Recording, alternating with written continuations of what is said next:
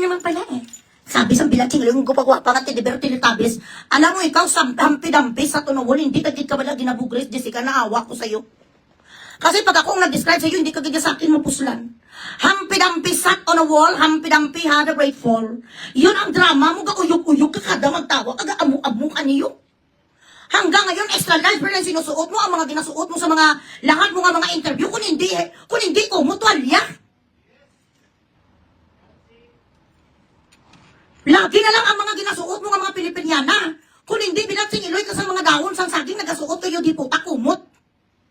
Kaya wala magasya sa'yo. Tapos matusin mo ang four-star general na lahat ng buhay ng ibato, ang lahat ng Granada, sinalok. Ano ni sa'yo na klase naman, alam mo, hindi ka na gani maganda, masama pa ang ugali mo. Mabuti sana, wala kung may kagandahan ka kahit kunti, kaya very good, vice ganda kahit nainis ko kay vice ganda nga kabayo.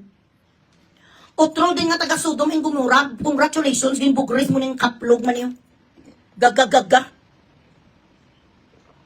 Ga-iritar sa bala, makita mo si tsura niya. Gusto mo naman papakulong sa mama. Sabi ko ba, ikaw ito sa mama sa ISIS. Para pagpasok mo din 6 years, paglabas mo, kalansay ka na. Follow the light. Para paglabas mo, si Barry Walter ka na. Kung mga yudi puta, is this how you fucking promote journalism? Is this how you present yourself to the Filipino people? That you could you are not using profanity, but your bitchy face could not lie. It doesn't lie at all. It is so fucking obvious that you were provoking him. Tapos kung ma-provoke mo siya, mag-express kayong dalawa, buyayawon ka ni Bato, or walkoutan ka niya, si Bato na naman ang traidor. Si Bato na naman ang traidores. Itong ginagawa niyo, you push a person, push, bilatsing ilo, you poke. Hasta na lang yung diputa until he's back on the fucking wall. He's a human being. Mapipikong talaga na ang kalbo. Bilatsing iloy. Pareho kayong dalawa ni Bato. Hampi-dampi sa tunawol. Sana naghalikan kayong dalawa. Okay na lang si Bato kasi lalaki naman siya. Okay na lang maghampi-dampi sa tunawol. Pero ikaw hindi okay. He doesn't want.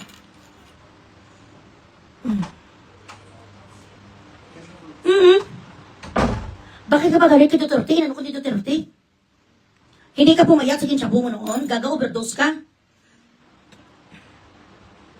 Baka binigay sa iyo nga item, chararat, made in China, dapat maghanap ka sa mga buko pandan, flavor, just.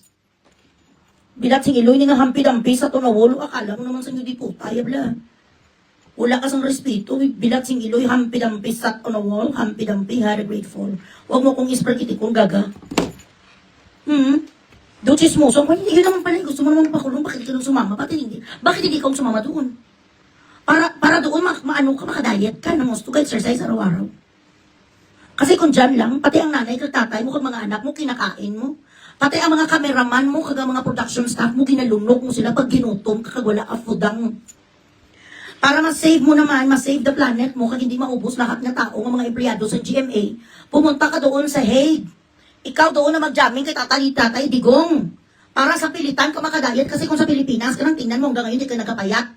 Kaya kung magutom ka, ginagawa mo bilatsing iloy pangimagas, ang lahat ng mga cameraman mo, kag mga production staff mo, ginalunok mo sila lahat, iluwal mo sila, kawawa naman. Andyan sa mga tiyan mo, tingnan mo. Hanggang ngayon, ang size na dinasuot sa iyo di puta, yung size ang kumot.